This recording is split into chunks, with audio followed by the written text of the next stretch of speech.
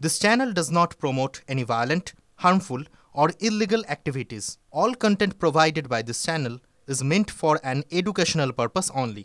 Top quality और consistent performance के लिए सिर्फ सिल्वर पंप नाम याद रखना। নমস্কার, টিভি9 বাংলায় আপনাদের আরও একবার স্বাগত জানাই। আমি শুভজিৎ রয়েছি আপনাদের সঙ্গে। আর রাত 11টা মানে আজ নিউজ অ্যাট 11।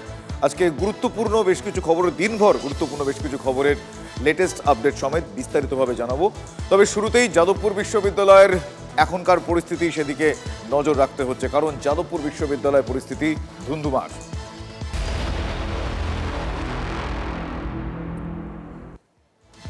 আর যাদবপুর বিশ্ববিদ্যালয়ের ধুন্ধুমার পরিস্থিতির রেশ বা প্রভাব যাই বলি না কেন আগামীকাল পড়তে চলেছে। আগামীকাল শুধু সপ্তাহের প্রথম দিন নয়, তার কারণ আপনারা জানেন আগামীকাল অত্যন্ত গুরুত্বপূর্ণ একটা দিন অনেকের জন্য। তার কারণ আগামীকাল থেকে উচ্চ মাধ্যমিক পরীক্ষা শুরু হচ্ছে এবং এক্ষেত্রে কয়টা পরিসংখ্যান আপনাদের বলবো, তাহলে বুঝতে পারবেন কোন কোন দিকে কতটা গুরুত্বপূর্ণ এই গোটা পরিস্থিতির বিষয় এবং আজ প্রভাব অভিঘাত। 5,09,000 পরীক্ষার্থী পরীক্ষা কেন্দ্রে যাবেন, তাদের অভিভাবকরা সঙ্গে থাকবেন, আর সব মিলিয়ে 10 লক্ষের বেশি মানুষ রাস্তায় নামবেন। আর যাদবপুরের গোলমালের জেরে পরীক্ষার্থীরা যাতে কোনো রকম সমস্যায় না পড়েন তার জন্য পুলিশ সদা সতর্ক রয়েছে। পরীক্ষার দিন কর্মসূচি ফেলেছে, যে কারণে এসএফআইকে এক প্রকার তুলোধনাই করেছে, নিশানাই করেছে, কটাক্ষই করেছে তৃণমূল।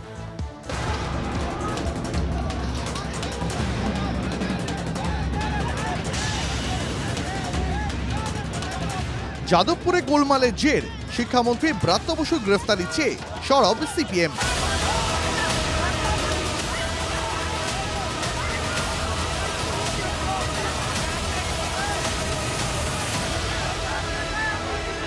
আসল অপরাধ এবং অপরাধী সেটা তো চোখের সামনে, আউট ইন দ্য ওপেন, সকলের সামনে দেখা যাচ্ছে। ব্রাত্য বসুর গ্রেফতারি চাই, ব্রাত্য বসুর ড্রাইভারের গ্রেফতারি চাই। তাকে জিজ্ঞাসা করতে হবে যে তোমাকে কে নির্দেশ দিল ছাত্ররা হিউম্যান চেইন করেছে তার উপর দিয়ে গাড়ি চালিয়ে দেওয়ার।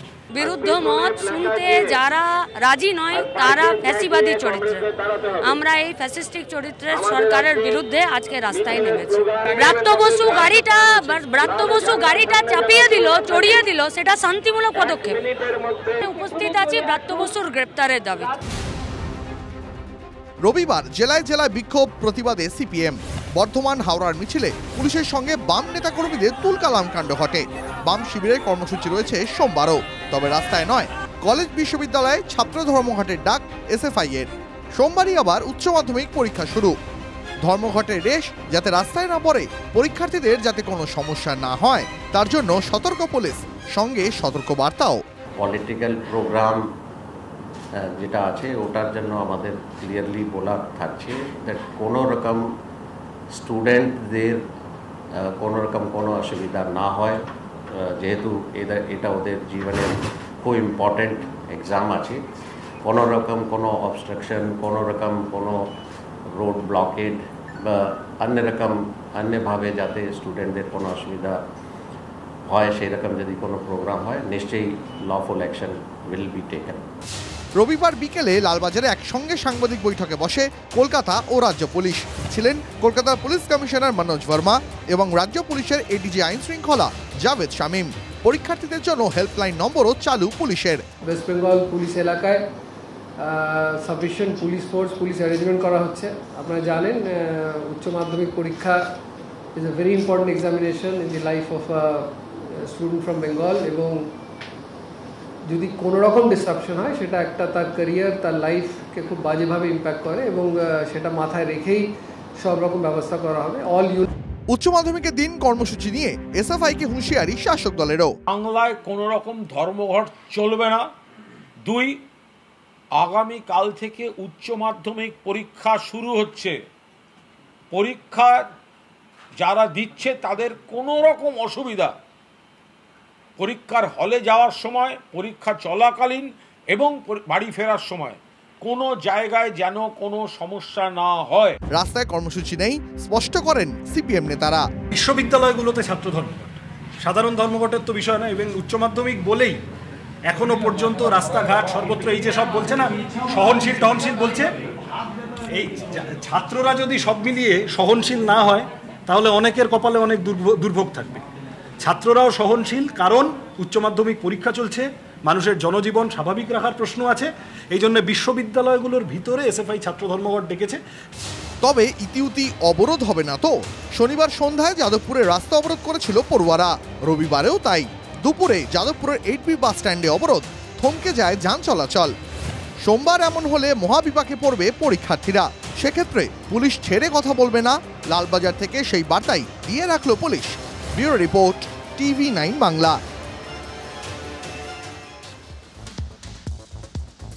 আর এই তাণ্ডবের পর যাদবপুর বিশ্ববিদ্যালয় ক্যাম্পাস থমথমে। তবে অভিযোগ, পাল্টা অভিযোগ সেটা কিন্তু সেখানে রয়েছে, এবং যে কারণে সেখানে উত্তাপও রয়েছে। অশান্তি সংক্রান্ত 7টা FIR দায়ের হয়েছে যাদবপুর থানায়। 48 জনের বিরুদ্ধে মামলা দায়ের করেছে পুলিশ। একজন প্রাক্তন ছাত্রকে গ্রেফতার করা হয়েছে। আর উপাচার্য কি বলছেন জানেন? উপাচার্য বলছেন যে এমন চললে বিশ্ববিদ্যালয় বন্ধ করে দিতে হবে। উপাচার্য বলছেন যাদবপুর বিশ্ববিদ্যালয়। তাহলে কি ওটা পরিস্থিতি এই মুহূর্তে হাতের বাইরে চলে যাচ্ছে?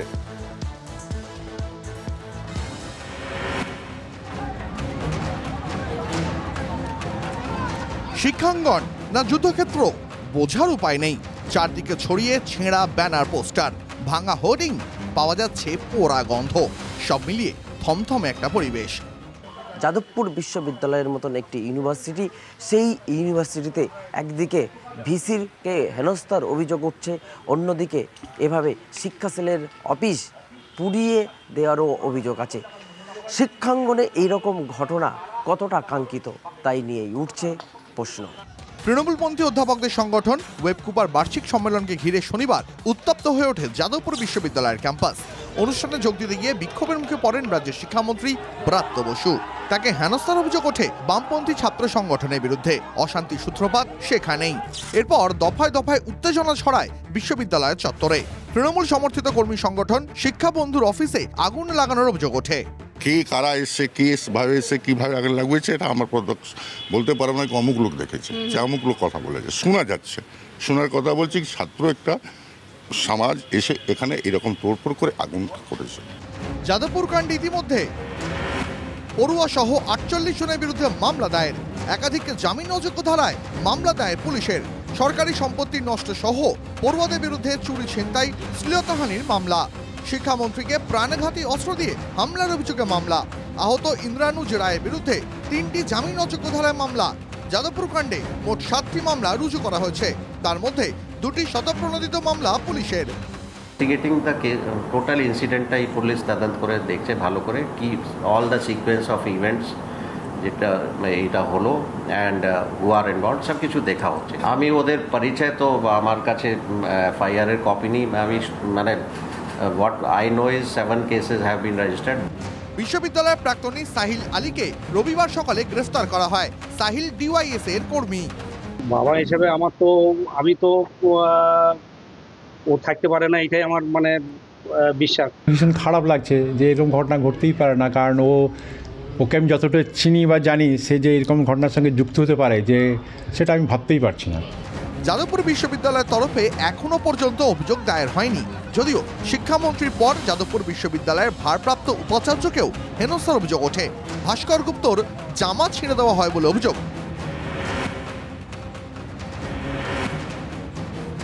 সামগ্রী এটা আমাকে প্রেসে অনেকে বারে বারে বলছে, খুব বাড়াবাড়ি হলে পরে আমাকে বিশ্ববিদ্যালয় বন্ধ করে দিতে হবে। আমি কি বলবো বলুন? সেটা আমি করতে পারি না, সরকার যদি বলে। কি না, দেখুন না, এটা না, আপনি যে বলছেন যে বিশ্ববিদ্যালয়ের তরফ থেকে কিছু অভিযোগ দায়ের ইত্যাদি, হ্যাঁ, এ তো আমার একার কোনো প্রথমত সিদ্ধান্ত হতে পারে না। যদিও শনিবারের অশান্তিতে ফের প্রশ্নে বিশ্ববিদ্যালয় কর্তৃপক্ষের ভূমিকা।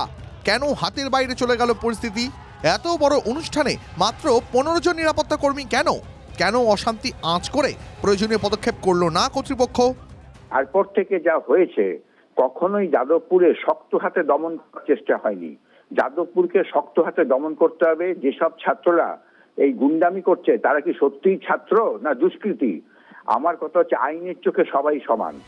বিশ্ববিদ্যালয়ের বাইরে পুলিশি পাহারার ব্যবস্থা করা হয়েছে।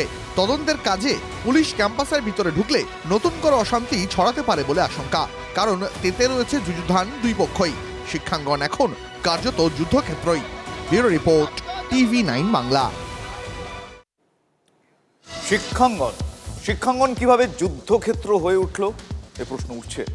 বামেদের ছাত্র সংগঠন তারা অভিযোগ করছেন যে সংগঠনের সভার নামে ক্যাম্পাসে আউটসাইডার মানে বহিরাগত ঢুকিয়েছিল ওয়েবকুপা।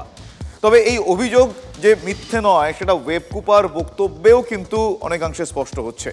TV9 বাংলার ক্যামেরায় ধরা পড়েছে যে টিএমসিপি নেতা যার নাম অভিরূপ চক্রবর্তী তার ছবি।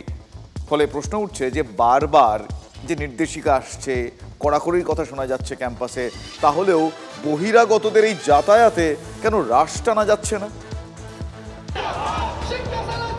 যাদবপুর বিশ্ববিদ্যালয়ে তৃণমূলপন্থী অধ্যাপক সংগঠনের সভা, আমন্ত্রিত রাজ্যের শিক্ষামন্ত্রী। শনিবার তিনি ক্যাম্পাসে পা রাখতেই হুলস্থুল, তাকে ঘিরে গো ব্যাক স্লোগান দেন এসএফআই, আইসা, ডিএসএফ এর সদস্যরা। সেখান থেকেই গোলমাল, উত্তেজনা। শিক্ষামন্ত্রীর গাড়ির পাশাপাশি তার পাইলট কারে ভাঙচুর চালানোরও অভিযোগ ওঠে। বিক্ষোভকারী পড়ুয়াদের পাল্টা অভিযোগ, মন্ত্রীর গাড়ি এক ছাত্রকে চাপা দিয়েছে।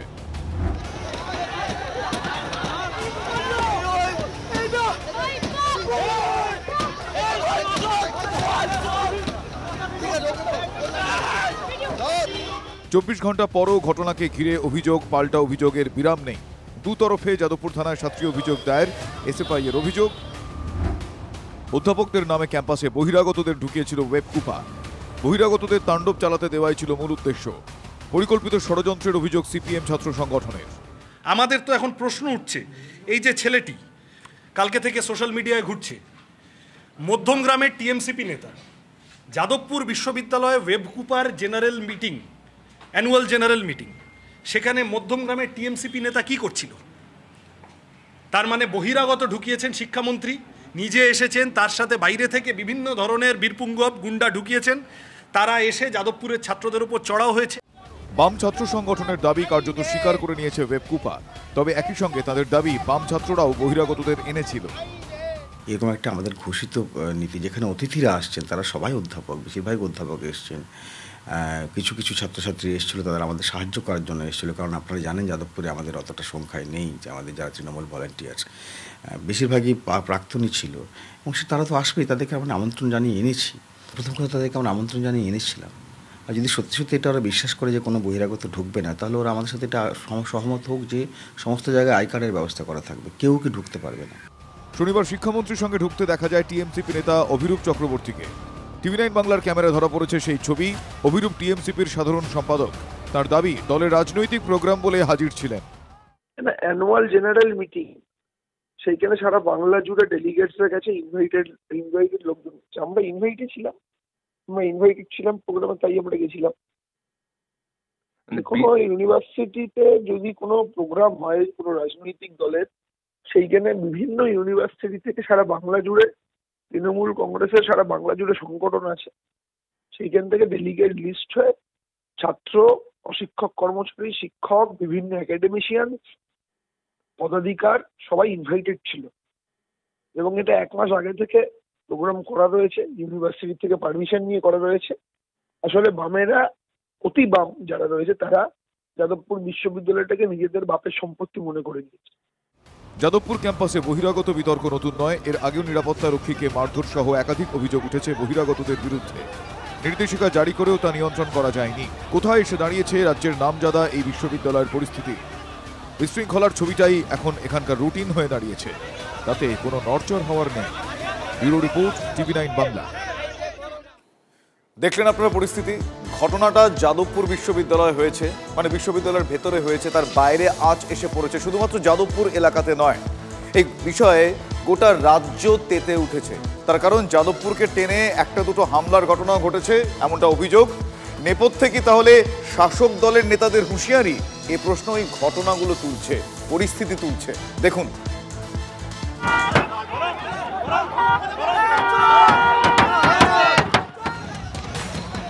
ভূমিকম্প যাদবপুরে, আফটারশক জেলায়, আক্রান্ত সিপিএম। শনিবার রাতেই ভাঙচুর দুর্গাপুরের সিপিএম এর কার্যালয়। প্রবীণ কর্মীদের মারধর করে দরজায় তালা ঝুলিয়ে দেওয়া হয় বলে অভিযোগ। কোচবিহারের দিনহাটাতেও সিপিএম এর কার্যালয় ভাঙচুর। অভিযোগের তীর তৃণমূলের দিকে। হুমকি, হুঁশিয়ারির ঢঙে তৃণমূলের নেতাদের মন্তব্যই কি দায়ী? প্রশ্ন বিরোধীদের। শনিবারই যাদবপুর বিশ্ববিদ্যালয়ে গোলমালের পর তৃণমূল নেতারা খোলাখুলি বলেছেন, এরপরে যদি মোহাম্মদ সেলিমের কোনো ঘোষিত প্রোগ্রামে তৃণমূলের ছেলেরা জল বাতাসা দিতে যায়, তখন মোহাম্মদ সেলিম গ্রহণ করবেন তো? অনুব্রতর মুখে শোনা যেত গুড় বাতাসা, কুণাল বললেন জল বাতাসা। এসএফআইকে শিক্ষা দেওয়ার হুঁশিয়ারি দেন প্রবীণ সাংসদ সৌগত রায়। ওদের বিরক্ত গুছিয়ে দেওয়া দরকার। এসএফআই ছেলেদের সেরকম শিক্ষা দেওয়ার সময় এসেছে। রবিবারও একই ধারা অব্যাহত। বৈদ্যবাটির একটি অনুষ্ঠান থেকে দেখে নেওয়ার হুমকি শ্রীরামপুরের সাংসদ কল্যাণ বন্দ্যোপাধ্যায়। এসব অসভ্যতা করবেন না, এসব অসভ্যতা করলে আগামী দিনে কিন্তু আপনারা মিটিং মিছিল করতে পারবেন না। শিক্ষামন্ত্রীর গায়ে যদি হাত দেন আর যদি ভাবেন যাদবপুরে এসছে বলে মাস্তানি করে নেব, পশ্চিমবাংলার কিন্তু অনেক মাঠ খালি আছে, সেই মাঠেও কিন্তু আমাদের ছেলেরাও থাকে। যাদবপুরে ওই বাম অতিবাম বড় শক্তিশালী ছেলে মেয়েদের না, ওসব আমাদের দেখা আছে। নিজের পাড়ায় কুত্তাও রাজা হয়, বাইরে বেরিয়ে এসে দেখে নেবো। উত্তরপ্রদেশে দেখিয়ে হাড়গোড় ভাঙার কথা ফিরহাদ হাকিমের মুখে। যোগীর স্টেটে করতে পারতো, হাড়গোড় ভেঙে দিত। এখানে মমতা ব্যানার্জি গণতন্ত্র রেখেছে, তাই এই গুন্ডাগুলো লাফাচ্ছে। কথার কুস্তিতে কল্যাণকে পাল্টা পাঞ্চ এসএফআই এর। উনি নিজেকে কোথাকার রাজা মনে করছেন? ওনার মতন নিকৃষ্ট মানসিকতার মানুষজনদের বিরুদ্ধেই তো লড়াই। সেই লড়াইয়ের জায়গা থেকেই তো যাদবপুর বিশ্ববিদ্যালয়ের ছাত্রছাত্রীরা আইসিসির নির্বাচন চেয়েছে, ছাত্র সংসদ নির্বাচন চেয়েছে। কল্যাণ ব্যানার্জির মতন নিকৃষ্ট মানসিকতার লোকজনরা সংসদে যাচ্ছে সাংসদ হয়ে, এটাই তো রাজ্যের মানুষের কাছে যথেষ্ট লজ্জার। এই বাগযুদ্ধের শেষ কোথায়? Bureau report, TV9 Bangla. এবার আসি ইন্দ্রানুজ রায়ের কথায়। আপনারা কালকে দেখেছেন যে যাদবপুর ক্যাম্পাসে রক্তাক্ত হয়েছিলেন এই পড়ুয়া ইন্দ্রানুজ রায়, যাকে হাসপাতালে ভর্তি করতে হয়। তারপর সিটি স্ক্যান রিপোর্ট ভালো বলে জানা যাচ্ছে তার মাথায় কোনো হেমারেজ মানে রক্তক্ষরণের কোনো রকম ঘটনা ঘটেনি। তবে আহত ইন্দ্রানুজের জন্য দুঃসংবাদ কি জানেন? দুঃসংবাদ হলো একাধিক ধারায় তার বিরুদ্ধে ইতিমধ্যেই মামলা হয়েছে। শুধু তাই নয়, যে মামলাগুলোর মধ্যে বেশ কয়েকটা রয়েছে, মানে বেশ কয়েকটা ধারা জামিন অযোগ্য। তৃণমূলপন্থী অধ্যাপকদের সংগঠন ওয়েবকুপার বার্ষিক সম্মেলন ঘিরে শনিবার তুলকালাম বেঁধে গিয়েছিল যাদবপুর বিশ্ববিদ্যালয়ে। তার মধ্যে শিক্ষামন্ত্রীর গাড়ি ভাঙচুরের অভিযোগ যেমন সামনে এসেছে, তেমনি ব্রাত্য বসুর গাড়ির ধাক্কায় ইন্দ্রানুজ নামে এক পড়ুয়ার জখম হওয়ার অভিযোগও উঠেছে। আমরা গাড়ির সামনে বসলাম যে স্যার দাঁড়ান, আমরা কথাটা বলবো। তো ওই অবস্থায় গাড়ি স্টার্ট করে এগোনো শুরু করে, তখন পিক আপ বাড়তে থাকে। তখন আমরা যেহেতু সরতে পারছিলাম না, পিছন দিকে দৌড় শুরু করি। দিয়ে তারপর হচ্ছে চিৎকার তখন আমরা করি যে গাড়িটাকে থামান, আমরা সরবো। কিন্তু তখন আরও স্পিড বাড়িয়ে দেন, তখন ছিটকে পড়ি এবং মাথাটা যাতে চাকাতে না যায়, তখন হচ্ছে আমি মাথাটা ঘুরিয়ে নিই এবং তাদের চোখের ওপর দিয়ে চাকাটা চলে যায় এবং বাঁ পায়ের চেটোর ওপর দিয়ে হচ্ছে চাকাটা যায়। প্রথম বর্ষের ওই ছাত্রের চোখের পাশে 14টি সেলাই পড়েছে। আপাতত তার অবস্থা স্থিতিশীল। রবিবার সকালে ইন্দ্রানুজকে দেখতে যান সৃজন ভট্টাচার্য। ছেলেটি ন্যাচারালি অসুস্থ, কথা বলতে অসুবিধা হচ্ছে। ও একটা কথা বলল যে থানা, যাদবপুর থানা, পুলিশ তারা ওর বয়ান রেকর্ড করতে কিছু ক্ষেত্রে গড়িমসি দেখিয়েছে, কিছু ক্ষেত্রে বয়ান ডিস্টর্ট করার চেষ্টা হয়েছে। ইন্দ্রানুজ এই মুহূর্তে একজন ব্যক্তি নয়, ইন্দ্রানুজ এই মুহূর্তে পশ্চিমবঙ্গের গণতন্ত্রের পক্ষে লড়াইয়ের প্রতীক, যাকে ব্রাত্য বসুরা গাড়ির চাকার তলায় পিষে মেরে ফেলতে চাইছে। ছেলের বড় কোনো দুর্ঘটনা ঘটেনি এটা ভেবেই নিজেদের আশ্বস্ত করছেন আহত ছাত্রের পরিবার। একই সঙ্গে তাদের বক্তব্য, প্রশাসকদের আরও সংবেদনশীল হওয়া উচিত। অভিপ্রেত এটা না হওয়া উচিত ছিল, তো আরও বড় দুর্ঘটনা ঘটে যেতে পারতো, যা ছবি টবিতে যা দেখলাম। হ্যাঁ, বড় সেটার থেকে যে বেঁচেছে এটা আমাদের একটা বড় পাওনা, যে বড় ওই ধরনের দুর্ঘটনা কিছু ঘটেনি। আর যে কোনো শিক্ষা প্রতিষ্ঠানের মধ্যে এই ধরনের কারো গাড়িতে চাপা পড়ে যাওয়া, গাড়িতে ধাক্কা খাওয়া, এই জিনিসগুলো একেবারেই কাম্য নয়। ইন্দ্রানুজকে গাড়ি চাপা দেওয়ার চেষ্টার অভিযোগ তুলে ইতিমধ্যেই ব্রাত্য বসুর পদত্যাগ দাবি করেছে বামেরা। অভিযোগ নিয়ে শিক্ষামন্ত্রীর কি প্রতিক্রিয়া? ছাত্রদের বক্তব্য, আপনি পিষে দিয়ে গেছেন। ওরা তো বলতে পারে, গাড়িটা প্রথম কথা আমি চালাচ্ছিলাম না, আমার ড্রাইভার চালাচ্ছিল। ড্রাইভার প্রাণ ভয়ে মানে ও পালাতে পারলে তখন বাঁচে। ড্রাইভার বলে কি, মন্ত্রীর ড্রাইভার বলে কি সে মানুষ নয়? তার প্রাণের আশঙ্কা থাকবে না? আমি তো বললাম যে তার মানে মন্ত্রী হলে মার তো খাবেই, মন্ত্রীর ড্রাইভারও মার খাবে, মন্ত্রী সিকিউরিটি তো মার খাবেই, পুলিশ হয়েছে যখন মার খাবে না একটু? হ্যাঁ, তোমরা তো শাসক দল মানে মার খেতেই হবে, মানে শাসক দল মানে আমরা মাথা নিচু করে থাকবো। যাদবপুরে ঢুকলে তো একদম মাথা নিচু করেই থাকতে হবে। এখন ছাত্রছাত্রীদের মধ্যে তাদের উত্তেজনা থাকে, তাদের হচ্ছে গিয়ে ইমোশন থাকে, তাদের হয়তো কিছু দাবি দেওয়া থাকে, কিন্তু তাদের বয়স কম, তাদের ম্যাচুরিটি কম। কিন্তু আমরা যারা হচ্ছে গিয়ে অভিভাবক বা শিক্ষক, শিক্ষা প্রশাসক, তাদের অনেক বেশি সংবেদনশীল হওয়া উচিত, অনেক বেশি ধৈর্যশীল হওয়া দরকার, অনেক বেশি হচ্ছে গিয়ে সহনশীল হওয়া দরকার, যে তাদের বক্তব্যগুলোকে শোনা। গুরুতর জখম হয়েও রেহাই পাননি ইন্দ্রানুজ। অন্যান্য পড়ুয়াদের সঙ্গে পুলিশ তার বিরুদ্ধেও 3টি জামিন অযোগ্য ধারায় মামলা করেছে। এর মধ্যে রয়েছে মন্ত্রীর ওপর হামলার চেষ্টা, চুরি ছিনতাই এবং মহিলা শিক্ষকদের শ্লীলতাহানির অভিযোগ। ছেলের চোখ নিয়ে উদ্বেগের পাশাপাশি পুলিশের এই মামলাও দুশ্চিন্তায় রাখবে ইন্দ্রানুজের পরিবারকে। Bureau report, TV9 Bangla.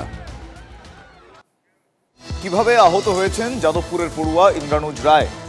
মন্ত্রীর গাড়ির নিচে কি তিনি চাপা পড়েছিলেন? ফেসবুক পোস্টে ব্যাখ্যা দিলেন তৃণমূল নেতা দেবাংশু ভট্টাচার্য। ফেসবুক পোস্টে তৃণমূল নেতা লিখেছেন, কেউ ইন্দ্রানুজকে গাড়ি চাপা দেয়নি, তথ্য প্রমাণ সহ প্রমাণ করতে আমাদের সত্যালাপের সময় লাগে না, মিথ্যার মায়াজালে ফাঁসবেন না, লিখছেন দেবাংশু ভট্টাচার্য। অন্যদিকে আরজিকরে খুন ধর্ষণের ঘটনায় আবারও সিবিআই তৎপর। টালা থানা এবং আরজিকর হাসপাতালের আউটপোস্টে কর্তব্যরত 11 জন পুলিশ কর্মীকে তলব করেছে সিবিআই। সূত্র মারফত আমরা জানতে পারছি কাল এবং মঙ্গলবার, মানে আগামীকাল সোমবার এবং মঙ্গলবার তাদের তলব করা হয়েছে সিবিআই দপ্তরে। আমার সহকর্মী সুপ্রিয় এই মুহূর্তে আমার সঙ্গে টেলিফোন লাইনে রয়েছেন। সুপ্রিয়, এই তলব সংক্রান্ত আর কি জানা যাচ্ছে? শুভজিৎ, তোমাকে প্রথমেই যেটা জানাবো যে আরজিকর খুন ও ধর্ষণের মামলাতে ইতিমধ্যেই সিবিআই এর তরফ থেকে সঞ্জয় রায় যাকে গ্রেপ্তার করা হয়েছিল তাকে দোষী সাব্যস্ত করে আদালতে চার্জশিট পেশ করা হয়েছে। কিন্তু এই মামলাতে তদন্তের অগ্রগতির জন্য আরো 11 জন কলকাতা পুলিশের কর্মী তাদেরকে জিজ্ঞাসাবাদের জন্য সিবিআই তরফ থেকে সিজিও কমপ্লেক্সে তলব করা হয়েছে। এবং সেক্ষেত্রে যেটা আমরা আরো সিবিআই সূত্রে জানতে পারছি, মূলত ঘটনার দিন 2024-এর 9 আগস্ট আরজিকর মেডিকেল কলেজ ও হাসপাতালের আউটপোস্টে যে সমস্ত পুলিশ কর্মী যারা কর্তব্যরত অবস্থাতে ছিলেন, এমনকি টালা থানারও কয়েকজন পুলিশ কর্মী, সব মিলিয়ে 11 জনকে জিজ্ঞাসাবাদের জন্য কলকাতা পুলিশের যারা কর্মীরা রয়েছেন তাদেরকে তলব করা হয়েছে। আগামীকাল অর্থাৎ সোমবার এবং মঙ্গলবার এই দুদিন মিলিয়ে মোট 11 জনকে সিবিআই এর দপ্তর সিজিও কমপ্লেক্স সেখানে জিজ্ঞাসাবাদের জন্য তলব করা হয়েছে। অর্থাৎ ঘটনার দিন কি কি পরিস্থিতি হয়েছিল, তাদের কোথায় কি কর্তব্যরত অবস্থাতে ছিলেন এবং তারা কি পরিস্থিতি রেখেছিলেন, এ ধরনের বিভিন্ন বিষয় আরও তদন্তকারীরা জানতে চেয়েছেন। এবং সেই কারণেই কিন্তু মোট 11 জনকে আগামীকাল এবং মঙ্গলবার এই দুদিন মিলিয়ে জিজ্ঞাসাবাদের জন্য সিবিআই এর যে দপ্তর রয়েছে সিজিও কমপ্লেক্সে সেখানে তলব করা হয়েছে, এমনটাই কিন্তু সিবিআই সূত্রে আমরা জানতে পারছি। শুভজিৎ, বেশ, ধন্যবাদ সুপ্রিয়।